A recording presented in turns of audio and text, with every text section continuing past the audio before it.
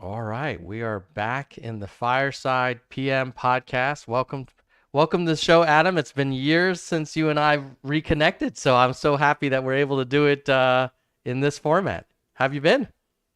I've been good. Yeah, I can't remember the last time how long since you've lived in Seattle? I left Seattle in 2016, so probably Okay. maybe 2015, 2016. So Yeah, it's it's been a crazy. it's been a while. Yeah, I don't know. Things have been good. I don't know. I'm running the same company, and I have two 9-year olds as of next week. So that's Wow. TLDR. Congratulations. Yeah.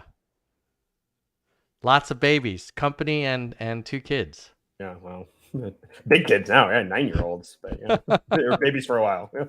Yeah. Yeah. So, for those who aren't familiar with you, just give us a little bit of a background on yourself, and then we'll dive into, specific topics around leadership and product management. Sure. Adam Lieb. I'm a founder and CEO at Gamesight. I've been a video games industry entrepreneur for, like 21 years or so now. I started my first company when I was a teenager, sold it to a large company when I was also a teenager, uh, built a couple other companies since then to varying degrees of success, all in and around the games industry, both consumer products as well as B2B products. Gamesight has been around since 2015, building tools for game developers and game publishers. The core business connects game companies to players all around the world. It's a marketing technology company. It's about 40 people. We're a fully remote now. We were Seattle based until May 2020, become a remote first company since then. So yeah, about 40 people, and it's I don't know, it's a ton of fun. I mean, right now I'd say that the company is doing as well as as well as it's ever done. I am definitely doing as well as a leader as I've ever done, and I subjectively and objectively I can say. Yeah, I'm excited to talk about all the different pieces of the puzzle, and I'm at a good headspace to do that these days. That's great. So, is the game site business a evolution of Duckster, or was it started entirely separate?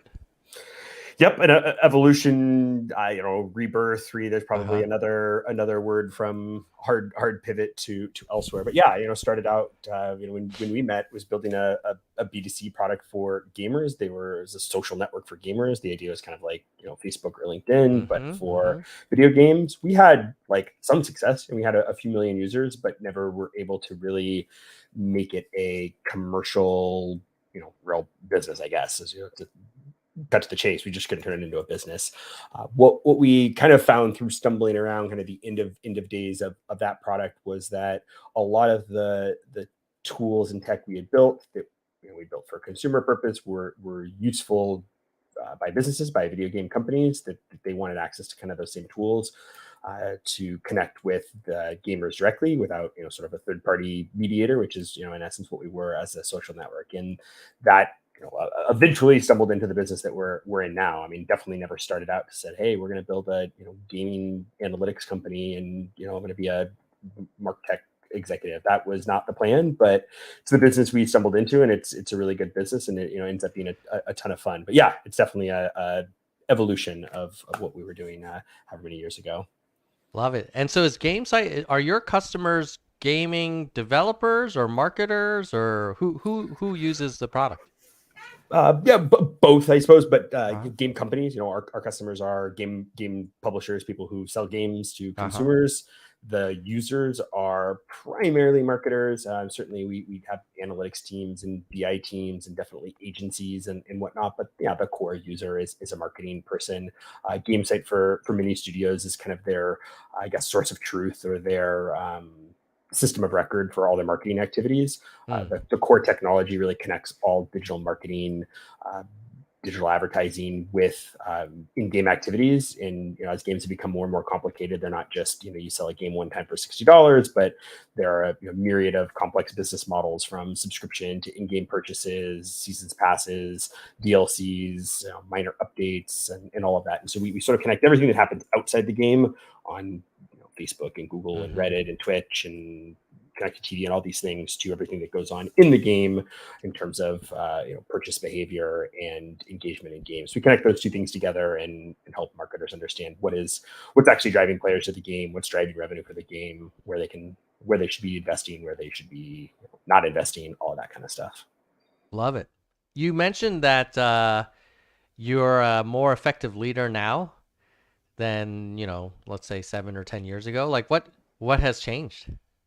That's such a good question. I don't know. Maybe I'm not reflective enough on it. Some of it is just pelts on the wall or whatever. It's just experience. You just screw enough stuff up that you don't screw the same thing up again.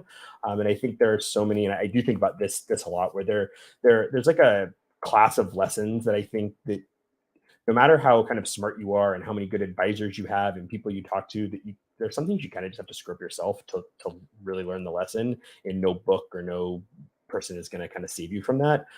You hope you can save some of those mistakes by being thoughtful and talking to folks and reading stuff, but then there are other ones where kind of until you screwed up, you're never going to learn. And I don't know, I guess I've screwed up enough of those things that I don't make those mistakes anymore.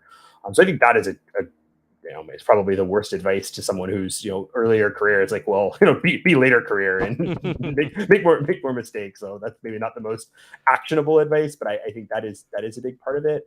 I think another part of it is, and this is maybe like a little more like a business stage thing, where I feel like I have the time and bandwidth to be more thoughtful about it. More of my daily bandwidth goes to being a good leader, and less of it goes to selling, less of it goes to product development, less of it goes to like kind of all the things you do when you're employee number one and you're at a 6-person company and you're doing everything.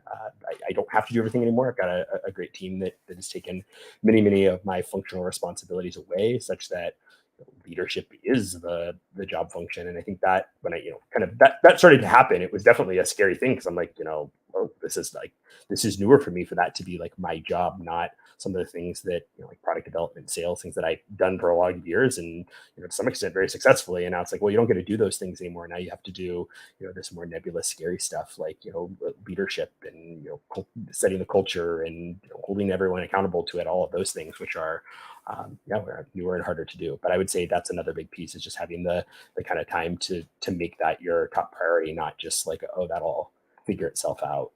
And I think one piece maybe interesting to folks is when we went remote in 2020. I don't know where this got in my head, but I was like really like concerned about like culture, right? I was like, oh my gosh, what's going to happen? Everyone's remote. Like, you kind of lose the culture. And I think I was like so scared about that. I, as well as other people on my team, we were like super intentional about making sure that we invested in that and really developed that. And I think because we were so like hyper vigilant about it, it's become like this huge strength in a way that it kind of wasn't when we were all in an office. Not that we didn't have a good culture, but I would say that wasn't the priority. It was very much like, oh, like that stuff figures itself out, right? You're kind of all in the same place, and you set the tone and people can follow your example, and like the stuff all works itself out. But when you're in a remote only environment, those things don't happen unless you make them happen. And I think we were super intentional about making sure we did a great job of that. And that's really, I think, we've reaped the rewards in the last year and a half, 2 years. And I can tell from the success of our new hires to, when you look at surveys of, employees and, Glassdoor, all of that kind of stuff, where you ask your employees, you say, like, hey, how are we doing? How is management doing? How is the culture here? And everyone tells you how it is, and it's all going really well. And so I think a lot of that has to do with the real intentionality behind it. So maybe not sort of on our own accord, the world sort of forced us to do that, but the world forced us to make, I guess, a really good decision at the end of the day. Yeah. What would be some examples of things that you've done that you found to be really effective at building and sustaining a great culture in a remote kind of first work environment? Yeah. I definitely give some kind of more like tactical things that we do, and how much I would recommend people copy them versus do their own versions of those. I'm not entirely clear. I do think about that sometimes, about like some of the things I know we do a great job of. I'm like, if I at my next company, would I do this the same way, or is it feels natural to sort of to the company. So one of the things we do, and it probably will sound silly, and it definitely is silly, but we have a Slack channel called Appreciation Station, and what goes in there is the company, we have four core principles that are, like our values type statements. And when anyone observes sort of anyone at the company who's like really living out one of those things in the real world, they give them kind of a shout out, messages to the whole company, what's going on, and why that's the case. So, one of common one you probably see at a lot of companies is like, our customers' growth is our obsession. So, customer centric type thing. So when someone sees someone working with a customer and kind of going above and beyond and making sure that customer is successful, they'll usually, hey, Jackson was doing this and made sure the customer had everything they needed, and their launch was awesome, and like, kudos Jackson. Okay, so we do that in the Slack chat, and then everyone responds with emojis and all that. That's all fun and cool. But then what we do is every Friday at the end of our all hands wrap up weekly meeting, someone reads them out, someone blows the train whistle, and then kind of reads them all out loud. And it's awkward, embarrassing for people to sort of be like called out. But I think for all of us, it is such a fun thing, and it does reinforce things that Robert and I, when we started the company, we think are the core tenets of the company, and shouting out people when they're living those out in the real world is a super important thing. But I guess it, in a lot of ways, feels fun and natural and organic. It doesn't feel like, hey, we wrote our values up on the wall and we point at them every day in a way that doesn't feel authentic. And so it kind of grew and spawned. I think, it started in a regular channel, and it got its own channel. And then someone was like, well, maybe we should not everyone sees those. Maybe we should read them out on a call. And then someone bought a train whistle, and like these things sort of snowballed into themselves. But the idea of those things that kind of tie us all together, regardless of where we are or what our jobs are. That's another thing that is definitely challenging about our business. I'm sure many businesses, you've got engineering teams, and you've got sales teams and support teams, and you have operations, and like you have all of these kind of functions that have really different jobs. People's day-to-day lives look super different at the company, and what are the things that are the same for all of us versus what are the things that are different and unique based on our jobs. And so we try to find ways to bring those things together. We do a once a year, we call all hands IRL. It's we all get together and a couple day retreat thing. I think for us, a big thing that has been, I guess, successful there is it's not like a work seminar type thing. It's very much like, hey, let's all hang out and have fun and get to know each other better. And the KPI is really like fun, not, did we all get the management leadership training? And not that there's anything wrong with doing those types of events. But this one is very much just like team building and getting to know each other. These people who you spend so many hours of your life with virtually, getting to spend time with them in real life. And so things like that have also been super helpful, and people look forward to. And I don't think anyone's like, oh, I've got my company, my forced management retreat that I have to do. It's like very much like, oh my gosh, this is like one of the highlights of my year. We get to go party with all of my work friends, and we get to do fun stuff. So I think those type of things also, help us all feel like we're.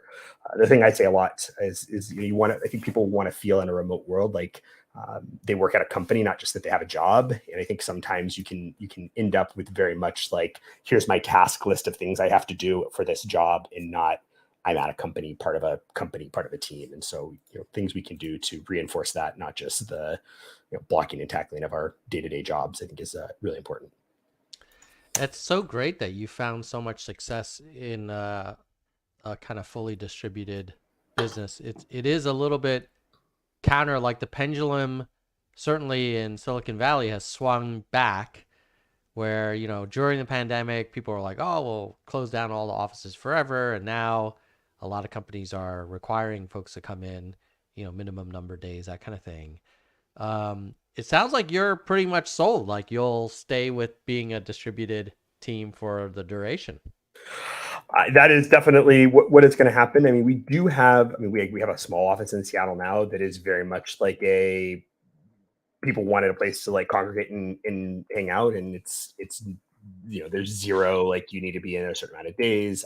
I am in very, very frequently. And I think that's a big piece of it, is kind of what leadership does and the tone they set. I think if the CEO's in the office 5 days a week, regardless of what your stated policy is, the implication is everyone needs to be in the office. And so, definitely personally, my life is better and more productive. I live in Bellevue. Our office was in Lower Queen Anne. I spent an hour and a half plus a day in the car. Getting that time back is meaningful when you've got a young family and obviously have Sure. a busy job. So for me, there's like kind of no other way. I talked with a recruiter yesterday, and she recruits in the games industry, and I asked her what percent of candidates, if you have a uh, mandatory must be in the office job in like Seattle or LA for a game studio, like basically what percent of candidates does that cut out who want remote only? And Hmm. her answer was 90%, which I Wow. was like, blown away. I mean, that's a huge number. I think that the thing for me, I mean, there's all sorts of like the work culture stuff, but I think it just in terms of like hiring and retention and talent, it has been night and day. Like our having to hire. I mean, our office is in a cool place, but people who can get to Lower Queen Anne, either they live close to there. Very few people want to commute for 45 minutes, like unfortunately I did. So your talent pool is so small when you can open that up to people who live in a lot of different places. The pool is so much larger. Last year we had 17,000 job applicants for I don't know 20 something job postings, and Wow.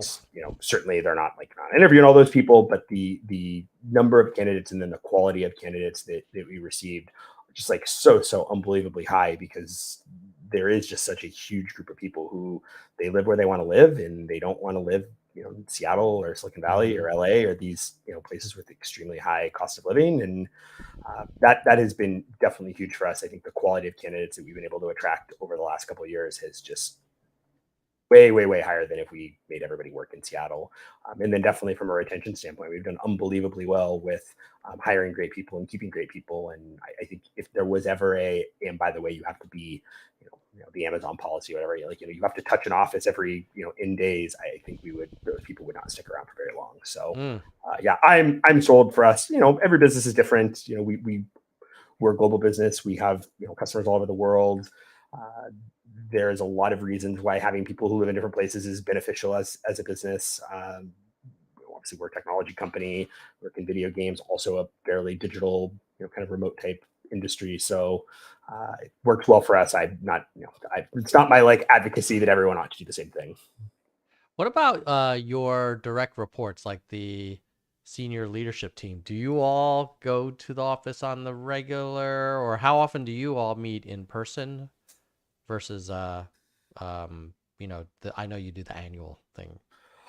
Not in any greater cadence. I mean, we have a weekly call. Our management team is a weekly virtual call. I do sort of like in person with a couple of, let's see, my direct reports two are in Seattle, so we Uh-huh. we see each other more frequently. It's like I don't know every other Friday or so. Our CRO and I try to meet at a microbrewery and hang out for a couple hours. So do stuff like that. But it is very much more of an informal thing. Yeah, my co-founder Robert, our CTO, he moved to London maybe, gosh, was it 3 years ago now? Between 2 and 3 years Wow. ago. His now wife works for Amazon. She got transferred, got a great opportunity over there, and they're in their late 20s. They're like, hey, I think I'm going to move to London for a few years. Any problem with that? I was like, oh, great, go have fun. And so we've been, yeah, that's happened for the last couple of years. I mean, there's not, there's obviously some changes you make to meeting schedules, and him and I meet a lot at 8 a.m. my time, Yep. but big deal. So yeah, it's been great. I think for someone like him to have the flexibility to spend 3 or 4 years in London in your late 20s is pretty awesome. Definitely. So for annual planning, strategy stuff, it's all virtual. I mean, some of that stuff we do at the all hands, so that IRL. Hmm. So I'd say there's a chunk of that we do prioritize, when we're all can sit in the same room. But yeah, I mean, I do think we do a good job on our weekly meetings of being efficient and dealing with real issues. And Yeah. yeah, I mean, it's been the way for a long time. So it's funny to reflect on somebody like, gosh, I can't even really like the thought of having to meet physically with this was like, geez, I don't even know how to do that. But yeah, Yeah. that's not a part of it That's for us. awesome. Good on you. Good on you. Tell me a little bit about evaluating talent. You mentioned like 17,000 applicants for 20 roles. What have you learned in terms of being able to identify folks who will do well and be a great fit for the company, versus others who may not be as good of a fit? Yeah, great question. Super important. I mean, obviously, when you're talking at those high volumes, you have to Yeah. be, somewhat methodical, but also, looking back at some of the biggest wins we have and thinking about like, geez, how do we find more? And I use these real people's names with my team. Sometimes like, how do we go find more Christians, or how do we go find more Sarahs? These are, two people that are rock stars at the company and have been for a long time. And uh, how do you kind of pattern match to people like that? Mm-hmm. So yeah, I mean, I think a few things that we do, and certainly not going to say that it's totally figured out, but I think we're getting better, and we do a pretty good job now. And uh, a big one is the like just drive. Is how do you figure out if someone really has that drive? I think there's a couple ways you can tell in the application review interview loop process. We're looking for some of this is like low hanging fruit, I think, but are people sending like detailed follow ups with everyone in the interview loop? Mm. The percent of people who don't do that is like high. There's a lot of people who don't do that. They take their meetings. Maybe they'll send one to the person running the search and say, thanks for the thing. But if they're not sending personal follow-ups with each person they interview with, they're leaving, EV on the table. uh, Definitely, in the cover letter application phase, I think that's where the most number of people get weeded out. And Mm-hmm. the best sign is that someone can articulate not only why they want this job, but why they want to work at this company. And the people that do that, sort of well, they've been to the website, they've read about the types of things we do, they've read about our customers, and they go, I've been really impressed with XYZ blog post you wrote, or XYZ this that you've done. All those things that just sort of show that someone puts in the time and effort and care. Mm. That's what we expect from our team members when they're working with customers and they're working on product, that they have that attention to detail and level of sort of passion and drive. So if someone's not showing that, to get a job, the odds that they show that after they have the job seem lower. So I'd say that weeds out a huge chunk of folks. We do, depending on the job, we definitely, and part of this is, I guess the hires markets, it's easier to do. We do more, uh, I don't know, take home test type things Mm-hmm. for roles where there is a little bit more like, hey, can we see your actual skills? And we're cognizant that we're not like asking people to do free work for us. Like I think that some companies kind of get a little sideways with that. We keep it lighter. So some of the stuff we'll do is for a sales role, we might give someone kind of like a fact pattern and say like, here's Mm-hmm. here's a little bit more details about our product. Here's a customer and here's their need, and then let have a follow-up call when you tell us like how you'd approach this. And sometimes Yeah. we leave it fairly vague and kind of see. Some people will go and they'll put together a whole presentation. That's fine. Some people will take all of that and they'll kind of talk through their strategy. And I don't know that there's a specific right or wrong, but the more practical piece of things is something that we try to do with as many roles as possible. And again, it's not always possible. Some roles that just like isn't really practical for, a DevOps role or something. You're not like, here's a here's a broken cloud, script, please fix it. That's a little bit too much typically. So but yeah, that's another piece of it is really trying to get in the weeds on something and seeing how people approach it. A lot of it is you want to see how they think and how they approach problems, and then how they communicate. I would say one of the things that certain hiring managers at Gamesight do, which I like, and I don't know, I guess if there's anyone who applies, we'll hear the trick. They'll often put a trick, something screwed up on purpose, to see if people notice and then how they deal with it. So I've definitely seen sales like a sales deck that's been sent out where there's like kind of like some kind of egregious error in like, I don't know, something that doesn't make sense, right? Like, someone's like, goals are like, we want to sell, 10 million units of our game and we have a $50,000 budget, how would you approach it or something? And, the trick question is that someone goes, hey, I noticed that in this thing, it seems like this customer has really unrealistic goals. So Mm-hmm. here's how I'd approach the unrealistic goals, as opposed to just taking the facts as they are and running with them. So I think those kind of trick questions, I know Robert does that on a lot of engineering ones where there's like, it is like unsolvable on purpose, where the trick is, will you ask for help, or will you ask a question, or will you raise it, or will you Mm. just keep chugging along on your own trying to solve an unsolvable problem? That's another thing that you just want to see your people mentally flexible, and do they ask questions? And I think a lot of, when we look at the most successful people at the company, I think most of them, they kind of, the two things they have is they have like a real hunger and desire to learn new things and expand their own kind of scope. And that is usually people who ask questions. People who don't ask questions aren't going to really do that.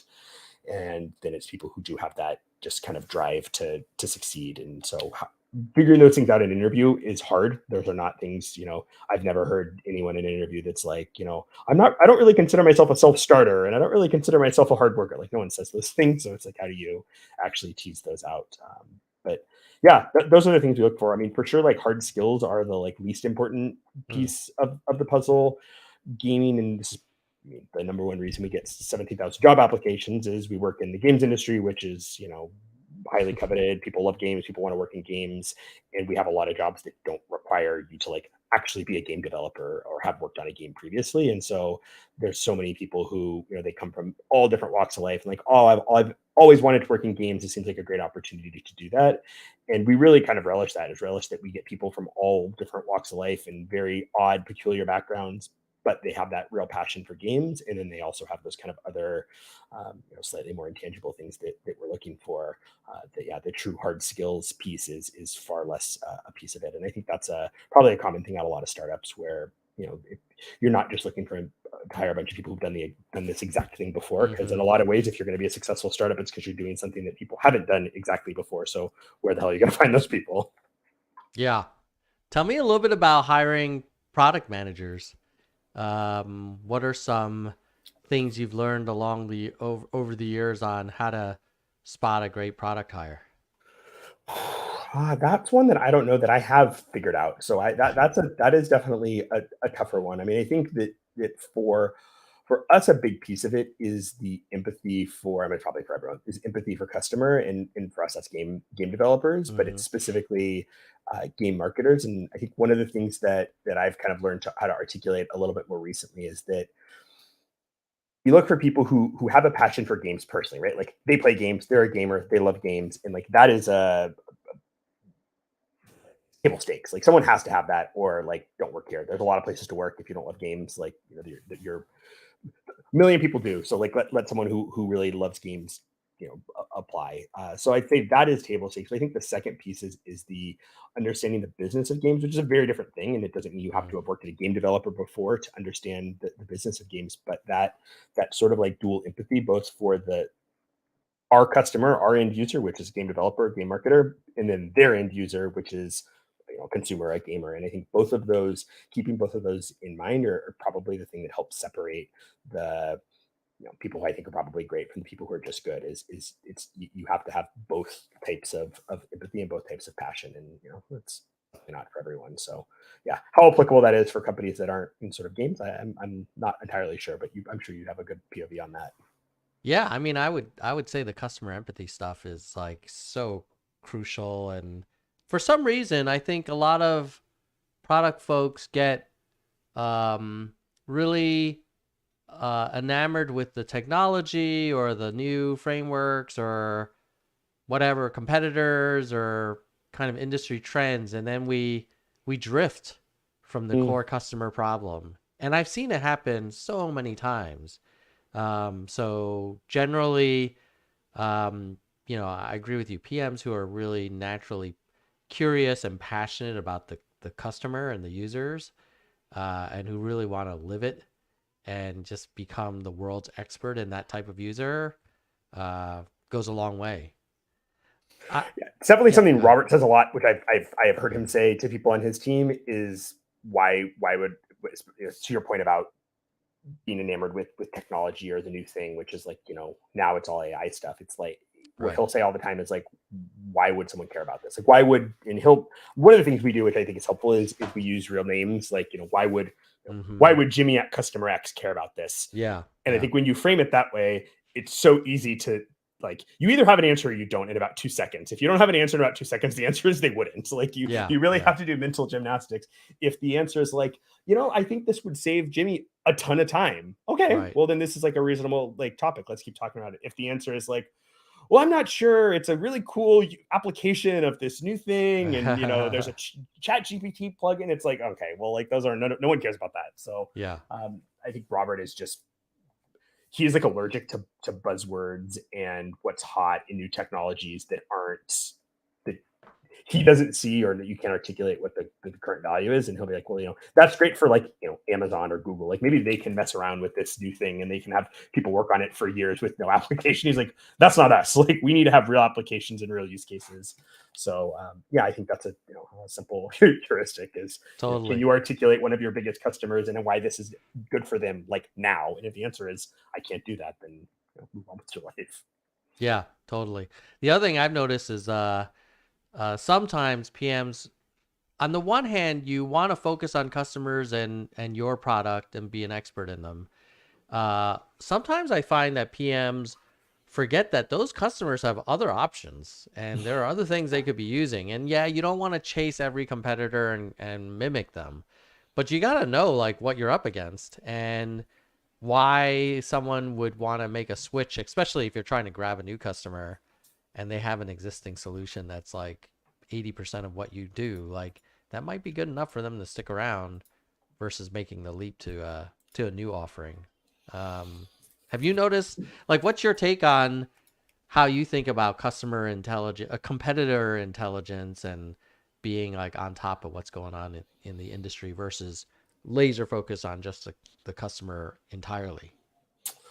Yeah, it's a tough one because I don't think the answer is Yeah. the same for everyone at the company, right? I think as a sales leader, that's the thing you need to be acutely aware of, right? You're in market Right. every day and you need to have answers for when someone says, hey, so-and-so competitor says they do the same thing and they can do it cheaper. You need to know, well, A, is that true? Do we want to just Mm-hmm. rebut that? Or do we want to go, sure, but they can't do X, Y, and Z. And that's the reason that we're premium price or Mm-hmm. whatever. So I think that it is a necessity as a commercial team that's out there in market.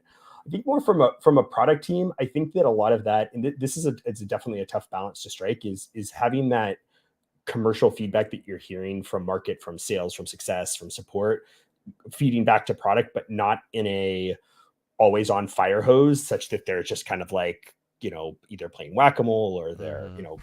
bunny ears on everything, but in a more systemic way where in a, I don't know, monthly possibly cadence, you're hearing about, okay, well, this is, we've actually had 4 customers that asked us about competitor X and feature Y. Is that something we're working on? And yeah, we just Mm-hmm. had something pretty similar to that recently, where we had um, probably three or 4 customers that asked us about a specific feature that a competitor in market had, and the question was like, are we, do we have that, or are we going to have that? And the answer was, no, we don't, and no, we're not going to. Here's why, and then here's kind of like the alternative approach to that Mm-hmm. same thing. And that was something that I think, had it just been a, hey, every time sales hears about it, let's just post it in like the product development chat and have people reading it and feeling almost defensive immediately. Hey, customer X says that we don't have a thing. We would have ended up maybe prioritizing a feature that we really shouldn't. There would have been more Mm-hmm. of a whack-a-mole approach to it. So yeah, I don't know if that's a perfect answer, but I do think that it's important. I think that it mostly matters from a commercial team, and maybe that's just the way my brain works. Is this a thing customers care about? Is the thing customers are asking about? If the answer to all of that is no, harder to care if a competitor says they have it. Well, Adam, I know we're running a little over time, but I wanted to ask you one last thing, which is, as a founder who started in multiple businesses, if you could go back in time and, give yourself some advice about being a great entrepreneur and leader, what would you tell young Adam? Yeah, this one I've thought about a lot, and I definitely have a clear answer. Hmm. And the answer is to trust your gut and to trust your judgment, and to not supplant your own gut feel for what maybe more experienced people, what investors, what advisors tell you. And I think the answer to that, I'm quite clear on why that is, which is, you imagine 4 quadrants. There's, trust your gut and you're right, trust your gut and you're wrong, and the other 2 alternatives. And like, right, best case scenario, you trust your gut and you're right. Awesome, that's a great world we live in. But Mm-hmm. the kind of like worst case scenario of you trust your gut and you're wrong, like at the very least, you're going to learn why. And I think that most of the, I shouldn't say most, for sure, the definitively biggest mistakes I can point out that I've made were times when I didn't do the thing I thought I should do. I listened to someone else. I listened to an investor.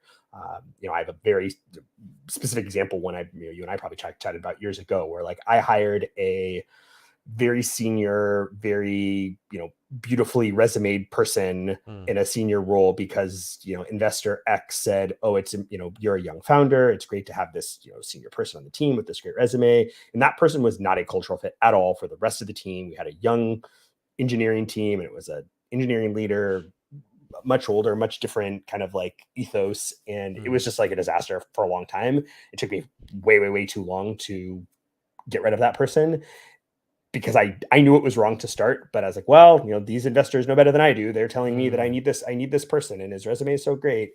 And I should have trusted my gut. And I think the thing that sucks about that is like, there's nothing really to learn from that, right? Like all the reasons they thought that was important, I didn't believe in the first place. So it's not like I refined my own thinking on it. All I know is I should have done what I thought.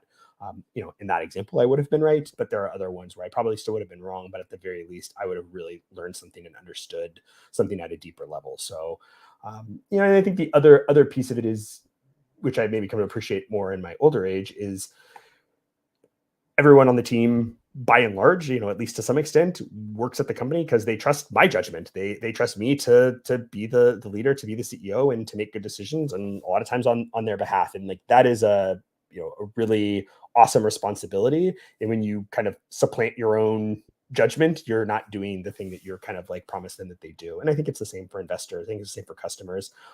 That's what they're trusting you with, is to make good choices and to be a good judge. So choosing not to do that and letting someone else make those choices for you, I think is the thing that I wish at a younger age I would have realized that I should have trusted my gut instead of listened to someone else. So, that Yeah, would it's be. such a great point, and it's such a challenge sometimes. I'm sure you've had some young founders come to you and ask for advice, and you you see in their eyes like they're gonna make the same mistake that I made when I was younger, and I'm telling them not to do that, but I'm pretty sure they're gonna do it anyway. Yes. How do you like? How do you Yes. balance that? Because Uh, sometimes the advisors do know what they're talking about. Absolutely. I had this. So it's so funny. I had this exact thing happen maybe in the last two years. I invested in a startup, and CEO is amazing. The founding team is amazing. They needed someone in basically the same role that I needed someone in 12 years ago.